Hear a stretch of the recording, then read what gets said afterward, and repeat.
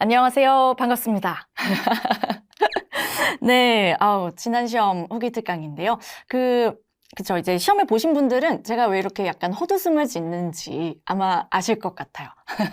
얘기를 한번 들어보시죠. 영역별 난이도 얘기를 먼저 좀 드리겠습니다. 독해 많이 어려웠습니다. 독해가 많이 어려워서 청해가 쉽지 않았는데도 청해가 쉽게 느껴지는 그런 마법 같은 일이 발생했어요. 독해 많이 어려웠고요. 어휘 문법은 뭐 평소랑 비슷했다고 보시면 되겠습니다. 청해도 쉽지는 않았어요. 네. 자, 청해부터 얘기를 할게요. 자, 청해 같은 경우에는요, 이제 파트 1, 2, 뭐 평균적인 난이도랑 비슷했어요. 그리고, 구어체 표현들 있잖아요. 그런 표현들이 뭐 아주 어려운 거는 없었습니다. 오히려 표현이나 어휘 어려운 거는 파트 3에서 좀 나왔고요. 파트 4, 5, 뭐 역시나 어렵긴 했지만 특히 파트 5가 조금 어려웠죠. 구어체 표현 중에서 조금 짚고 넘어가고 싶은 거. 요거는 진짜 알려드리고 싶다라고 생각이 되는 것들 조금 보도록 할게요. add up라는 표현이 나왔는데요. 상황 설명을 좀 드리겠습니다.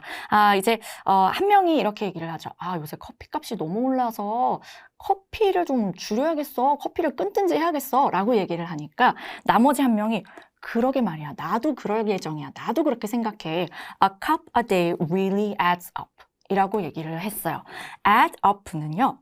얘는 우리말로 따지면은 티끌 모아 태산 혹은 쌓이면 은근히 양이 된다. 요런 정도의 뜻입니다. 그래서 하루에 한 잔 마시는 게 티끌 모아 태산이어서 은근히 또 나중에 보면은 꽤 돈이 많이 나가더라 라는 의미로 여기서는 지출이 사용이 되었습니다.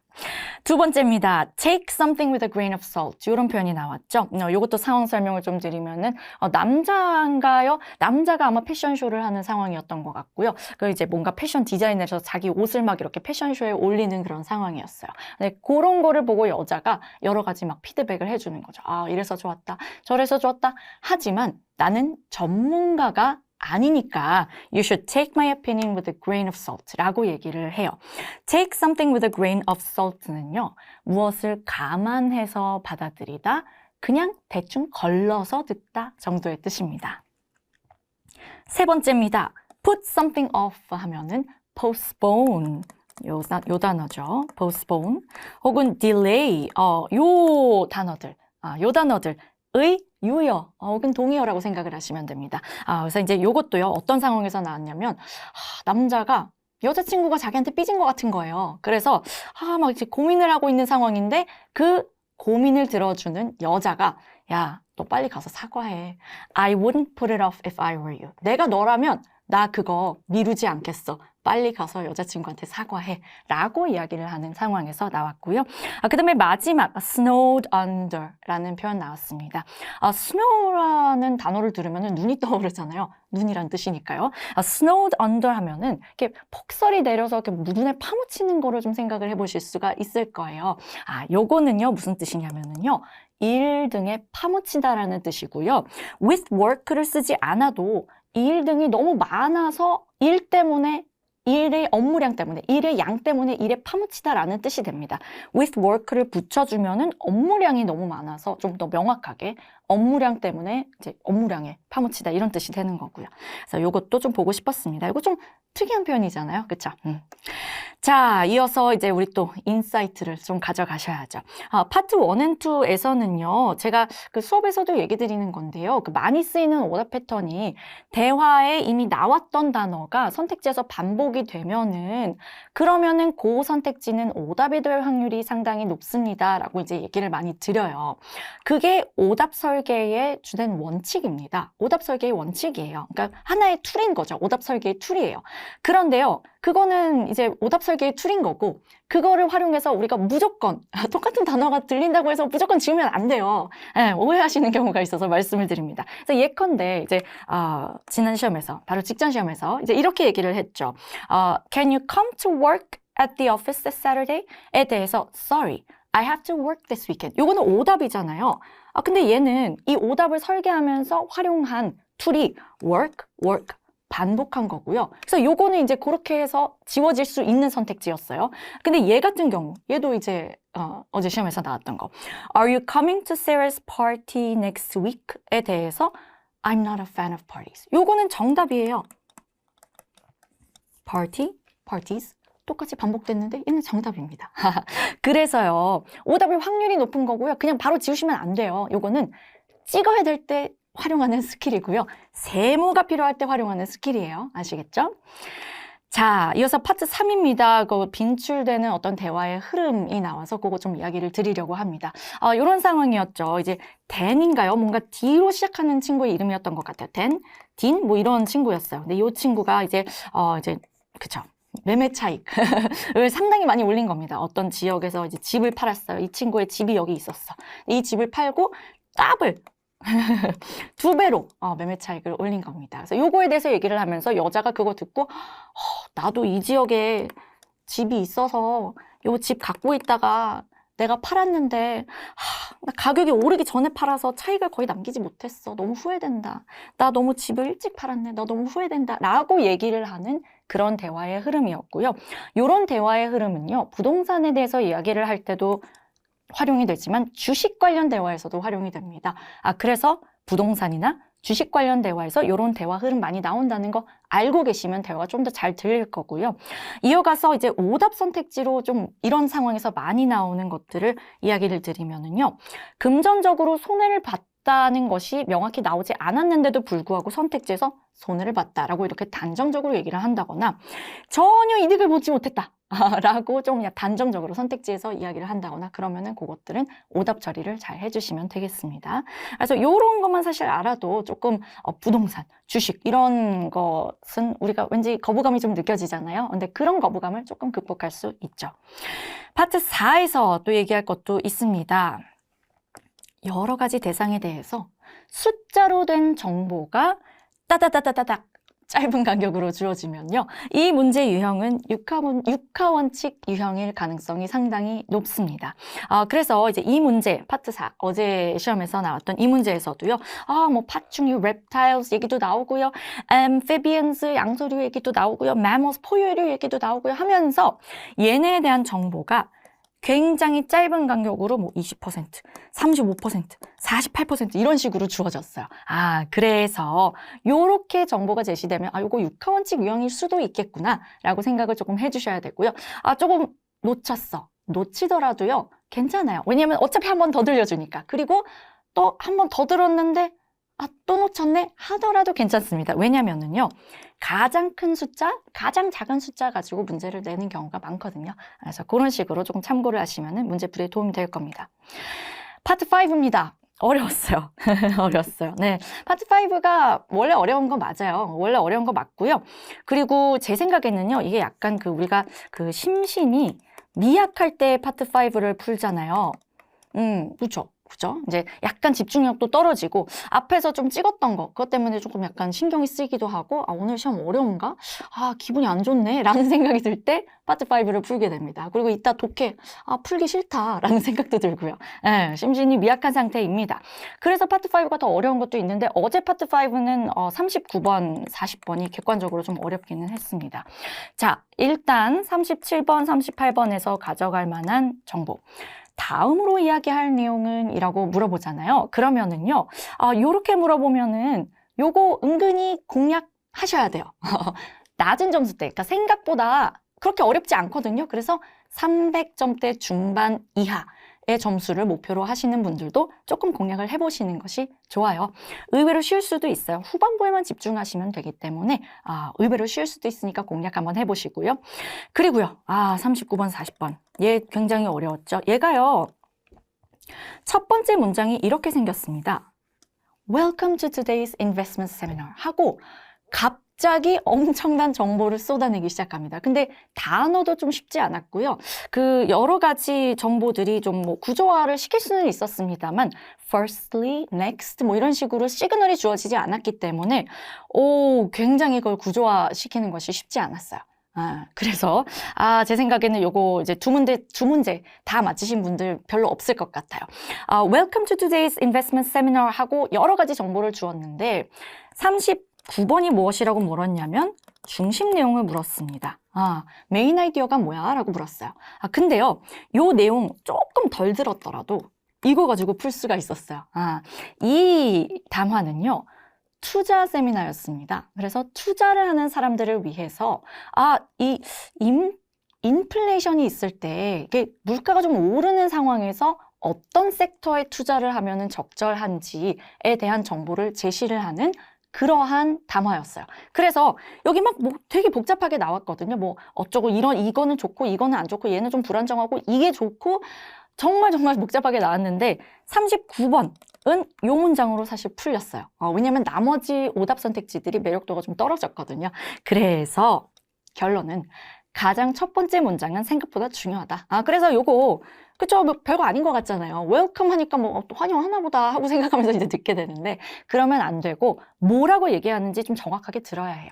그래야 우리가 생각보다 맞힐 수 있는 문제의 개수가 많아질 수 있다 라고 이야기를 드리겠습니다. 이어서 어휘 영역입니다. 어휘 영역 어땠나요? 얘는 뭐 그쵸? 뭐 늘 어려워요. 늘 어려운데 이것보다 훨씬 더 어렵게 나올 때도 있기는 합니다. 그래서 뭐 이게 뭐 엄청 어려웠던 정도는 아니었던 것 같아요. 제 생각에는요. 좀 특징적이었던 거 파트 1의 고난도 문항이 4개나 나왔습니다. 그래서 6번부터 팍 어려워지기 시작해서 6, 7, 8, 9, 10 중에 하나만 좀 쉬웠고요. 나머지 4개는 어려웠어요. 네. 그리고 용법을 정확히 물어보는 문항도 꽤 있었고요. 어쨌든 뭐 그쵸? 이제 늘 어렵습니다. 어휘 영역은요. 자, 고난도 문항 정답 어휘 한번 저랑 같이 보시죠. recuperate, 회복하다라는 뜻이고요.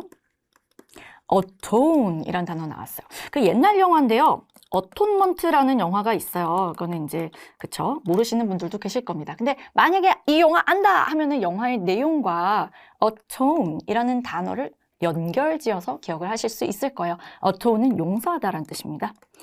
impervious, 이 단어는 어떻게 나왔냐면요. 어떤 재질에 대해서 설명을 하는데 그 재질이 물이나 뭐 공기 같은 게 이렇게 투과가 되지 않는다라고 이야기를 하면서 나왔어요. impervious라는 단어는요. 2가지 방향으로 기억을 하시면 됩니다. 사람에 대해서 쓰일 때는요. 무엇에 휘둘리지 않는 이라는 뜻이고요. 사물에 대해서 쓰일 때는 무엇이 침투되지 않는, 무엇을 침투시키지 않는 이라는 뜻이에요. 그래서 여기에서는요. 후자의 뜻으로 사용이 되었고 impervious라는 단어를 골라주려는 힌트로서 to라는 힌트도 있었습니다. impervious라는 단어는요. to라는 전치사랑 치네요. 그래서 impervious to 좀 입에 붙여두시면 뜻이 잘 기억나지 않더라도 이렇게 연결지어서 풀 수는 있겠죠. 오답 선택지로 impertinent 있었습니다. 얘는 예의 없는, 무례한이라는 뜻이에요. 그 다음 단어. 요거 진짜 어려운 문제였어요. 저 이거 풀면서 좀 놀랐습니다. 이거 맞히기 어려운데? 라는 생각을 했죠. 자, 요 단어 발음은 어떻게 되냐면요. deluge라고 발음이 되고요. 요거는 폭우라는 뜻, 그리고 폭주 또는 쇄도라는 뜻입니다. 그러니까 폭우라는 뜻이 사실 제1의 뜻인데 이게 좀 추상화가 되어서 폭주, 쇄도, 뭔가 막 이렇게 물밀듯이 이렇게 쏟아져 내릴 때, 쏟아져 나올 때, 그럴 때 쓰기도 하죠. 이 문제가 어려웠던 이유가 무엇이었냐면요. 굉장히 매력적인 오답이 있었어요. spatter이라는 단어가 오답으로 제시되었는데 spatter of rain이라는 말이 없는 거는 아니거든요. 근데 spatter를 지우고 deluge를 고르려면 그 문장에서 storm, 폭풍우가 밀려오고 있다 이런 얘기가 나왔어요. 그래서 요거를 잘 연결 지을 수 있어야 했기 때문에 deluge라는 단어를 정확히 알지 못하면 확신을 가지고 고르기가 좀 어려웠던 문제였습니다. 그래서 문제가 뭐 이렇게도 나온다. 참고를 하시면 되겠고요. deluge, 네, 제가 짚어드리는 어휘니까 좀 초고득점 목표로 하시는 분들은 이 단어까지 알아두셔야겠죠. 그렇죠?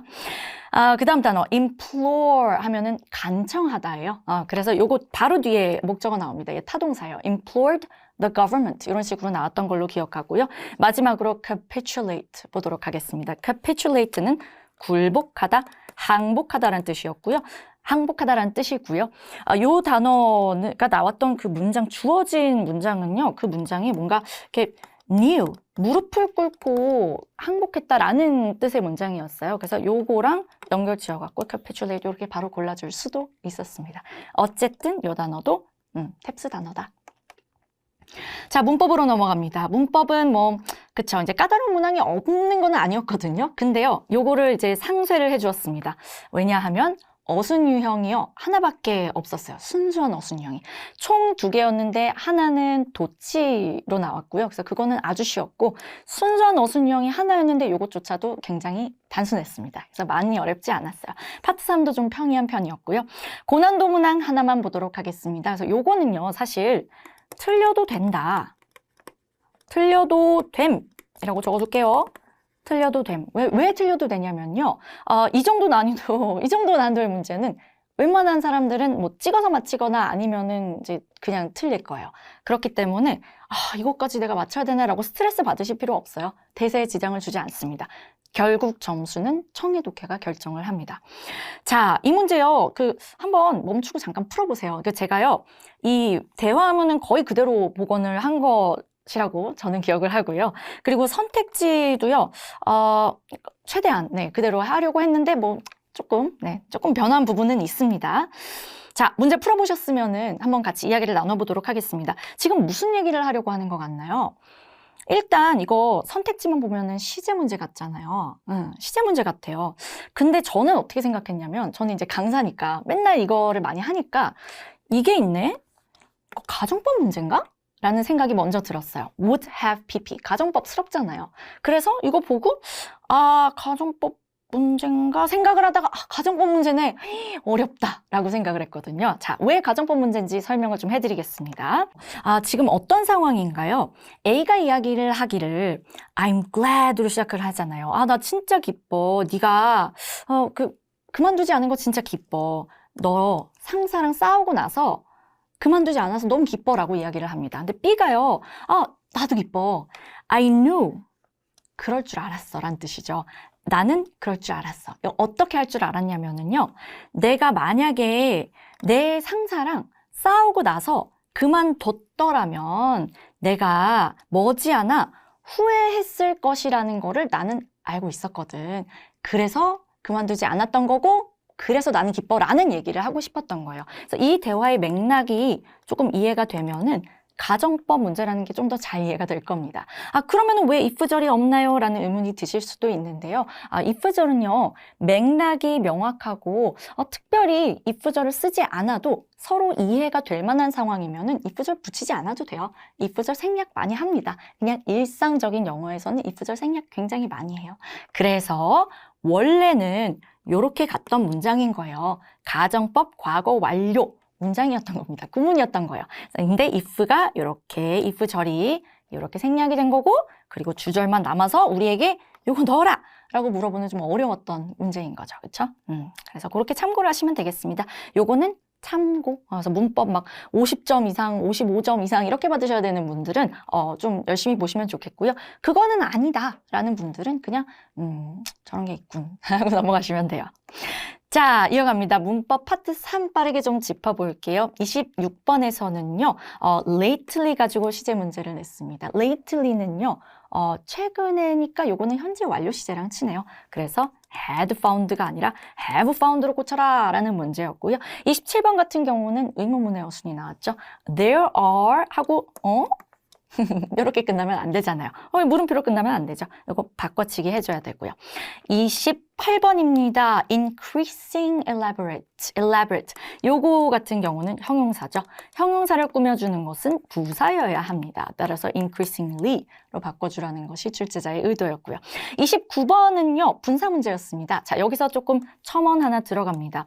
분사 문제는요, 나오고 싶어 하는 개수가 좀 정해져 있어요. 그래서 만약에 파트 1, 2에서 분사 문제가 생각만큼 많이 안 나온 것 같다. 이번 회차에서는 딱 3개 나왔거든요.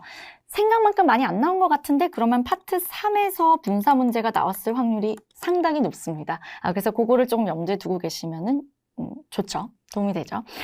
B 선택지에서 to have been praised for his composition skills 하고 베토벤 얘기를 막 하는데요.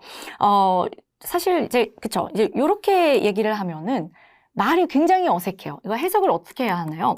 뭐뭐 하기 위해서잖아요. 그래서 그의 작곡 능력 때문에 찬사를 받았기 위해서 이렇게 해석이 돼요. 예, 심지어 to have pp여서 이제 완료형이기 때문에 좀 말이 굉장히 이상합니다. 그래서 요거 보면서 우리는 바로 요거 분사로 바꿔주라는 문제구나 라고 생각을 하시면 돼요.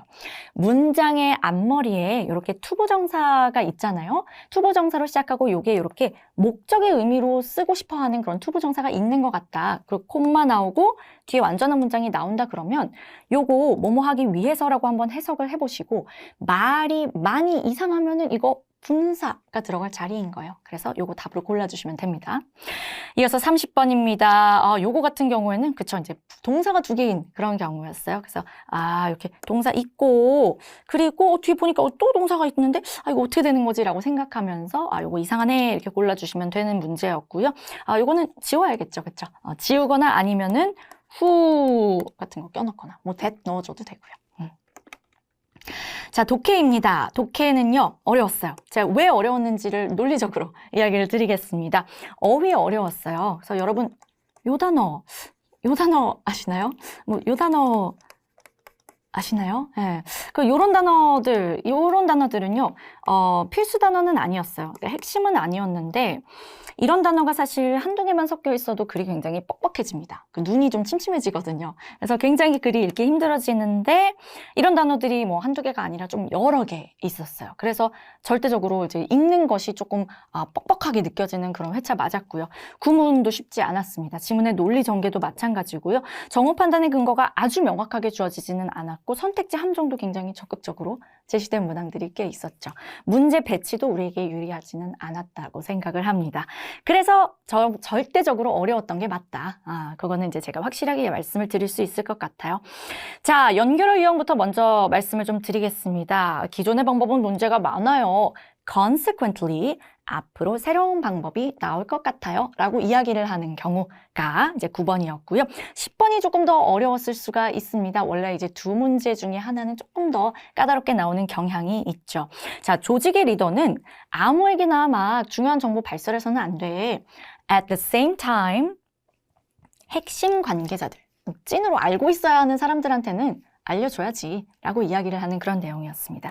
얘는요, 동시에라는 뜻인데요. 대조의 뜻을 내포하는 경우도 많아요. 그래서 여기서 지금 이렇게 양쪽이 좀 대칭적으로 가고 있죠. 조직의 리더는 얘기하면 안 돼. 동시에 얘기해야 돼. 이렇게 대칭적으로 가고 있잖아요. 그때 at the same time 이렇게 써줄 수 있습니다. 그래서 요거 만약에 용법이 좀 궁금하셨다면은 요 10번 문항 복귀한 것을 통해서 얻어가시면 되겠네요. 이어갑니다. 독해. 제가요, 너무 어려운 단어가 많이 나오고 꽤 힘드셨을 것 같아서 그 핵심 어휘들을 좀 이렇게 좀 모아 보았고요. 요거 그냥 단어만 가지고 오면 사실 의미가 별로 없어요. 그래서 문장 속에 넣어 두었는데 요 문장들도 그 지문의 내용이랑 이렇게 연결지어서 공부를 하실 수 있게끔 그렇게 조금 예문들을 만들어 보았습니다. 그래서 이 예문은 직접 한번 보시면 되겠고요. 저는 그냥 뜻만 알려드리고 넘어가도록 할게요. 자, equilibrium이라고 발음하기도 하고요. equilibrium이라고 발음하기도 합니다. 그거는 뭐 그쵸 이제 성우의 출신 지역에 따라서 다를 것 같아요. 같은 북미어도요. 존 내시 아시는 분들은 아마 내시 균형에 대해서 들어보셨을 것 같은데요. 수학 좋아하시는 분들 아니면 공대 나오셨거나 공학 좋아하시는 분들은 아실 것 같아요. equilibrium은요, 균형, 평형, 평정이라는 뜻입니다. 두 번째, pander to, 우리말로는요, 무엇무엇에 영합하다라는 뜻인데요.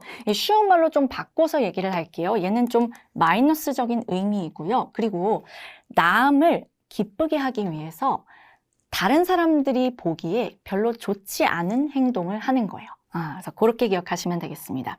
세 번째입니다. bear out, 무엇이 사실임을 증명하다라는 뜻이고요. 네 번째, 요거는요.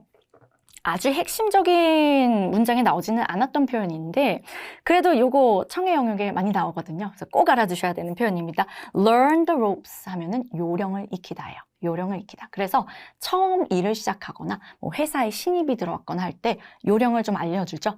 그리고 요령을 배우게 되죠. 그럴 때 많이 쓰는 표현이에요. 그 다음에 다음 단어는 resentment. 요거는 그쵸. 이건 탭스 단어로 유명한 단어여서 아마 많이 아실 것 같기는 합니다. resentment는 억울함, 분개, 분노, 뭐 이런 뜻이죠. 그쵸? 그리고 마지막 단어, 마지막 표현이죠. be on the fence. 요거는 중립적인 태도를 취하다라는 뜻입니다.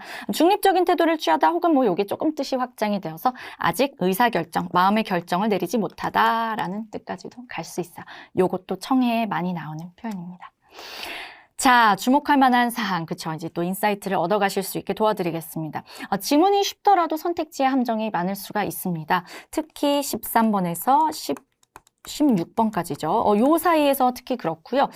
요런 특징을 가진 문제 보통 13번이나 14번에 배치되는 경향이 있습니다. 13번 문제가 이번에 그림책 문제였어요. 그림책이 있는데요. 요 그림책 안에, 이 책 안에, 그림책이라기보다는 책이었죠. 이 책 안에 그림책 작가들을 소개하는 내용이 담겨 있는 것이었고요. 이거를 대충 읽으면 정말 선택지가 너무 헷갈려서 지문을 다시 보게끔 유도하는 그런 문제였어요. 그래서 어떻게 생각하셔야 되냐면요. 지문이 별로 어렵지 않다고 대충 읽으면 안 돼요. 몇 번에서? 13, 14번에서. 오히려 지문이 쉬운데? 술술술술 대충 읽으면 선택지에서 헷갈려서 선택지 보다가 다시 올라가야 하거나 아니면은 함정에 빠져서 오답을 고르게 됩니다. 그래서 그렇게 하지 마세요. 자, 그 다음에 두 번째, 육하원칙 유형의 질문 내용은 굉장히 또 다양하게 제시될 수 있죠. 그래서 이번에 육하원칙 유형 이렇게 나왔습니다. 육하원칙 유형은요, 세부 내용 유형으로 분류가 돼요. 그래서 17번에서 22번까지가 세부 내용 유형이죠. 그래서 여기에서 만약에 correct 라는 단어를 안 쓰고 있으면 모두 다 육하원칙 유형이라고 생각을 하시면 되고요. 뭐 true라고 가끔도 하기도 하는데 어쨌든 correct, true, which of the following 이런 게 없으면은 육하원칙 유형이라고 생각하시면 되고 수업에서 알려드린 접근법을 적용하시면 되겠습니다. OX 유형 정오 판단 굉장히 세밀하게 하셔야 됩니다. 그래서 이번 시험에서 이거 보면서 또 머리가 아프다 라는 생각이 좀 들었는데요. 자, 지문에서는 이렇게 나왔습니다. Hillside District는 유일하다 라고 나왔고요. 오답은 아주 교묘하게도 이렇게 제시가 되었습니다. Hillside District is one of the only few. 소수인데요. 소수 중에 하나라고 나왔어요. 그러면 얘는 유일한 건 아니죠. 그쵸? 그래서 얘는 오답 처리를 해주셔야 되는 그런 문제였습니다. 그리고요. 보통 추론 유형이요. 23번에 많이 나오기는 해요. 그런데 24번에 이번 시험에서 나왔습니다. 그럴 때도 있어요. 추론 유형이 23번에 나오면은요. 23번 잘 푸시면 되고요. 그리고 이제 조금 300점대 중반 이하를 목표로 하시는 분들 23번만 풀고 넘어가시면 되고 아니면은 23번을 봤는데 추론 유형이 아니다. 이번 회차처럼. 그러면은 24번을 한번 보세요. 그게 만약에 I 가고 있는 추론 수필 형태라면 그러면 24번을 푸시면 됩니다. 23번을 제쳐두시고요. 25번에 추론 나올 때는 없나요? 라고 가끔 물으시기도 하는데 25번의 수필, 25번의 수필은 거의 못 본 것 같아요. 그래서 23번 아니면 24번이 수필 유형일 거고요. 보통은 23번에 많이 출제가 됩니다. 소거법은 언제나 유용하다. 자, 이거 무슨 얘기인지 한번 잘 들어보세요. 노시보 효과, 플라시보 효과의 반대거든요, 얘는. 저도 이제 잘 못 들어봤는데, 플라시보 효과는 많이 아시죠? 탭스 지문에도 많이 나오고, 워낙 유명해서. 위약 효과죠. 위약 효과에 반대되는 개념으로 노시보 효과에 대해서 설명을 해주는 지문이었습니다. 그런데요, 요게 이제 뒤쪽에 있는 파트 4에 두 문제가 딸려 있는 것 중에서 첫 번째 문제로 나왔어요. 첫 번째 문제에서 중심 내용을 물었습니다. 근데 중심 내용을 뭐라고 이야기를 물었냐면은요. 정말 대놓고 메인 아이디어라고 물었거든요. 근데 정답이요. 이 지문의 결론에 해당하는 내용이었습니다. 그래서 결론에 해당하는 내용이고 어찌 보면 전반적인 내용을 크게 이렇게 안아주지는 못할 수도 있는 그러한 내용이었거든요. 정답 선택지가요. 근데 우리는 이렇게 생각해야 합니다. 어차피 객관식 시험이고요. 객관식 시험에서는요, 속어법을 우리가 활용을 할 수가 있어요. 그리고 역대 기출문제들을 잘 토파보면 메인 아이디어라고 질문에서는 묻고 있지만 그 글의 흐름이 이 결론을 향해서 달려가고 있기 때문에 이 결론에 해당하는 내용을 메인 아이디어 유형의 정답으로 고르라는 문제들이 출제된 바 있습니다. 공식 문제들이요.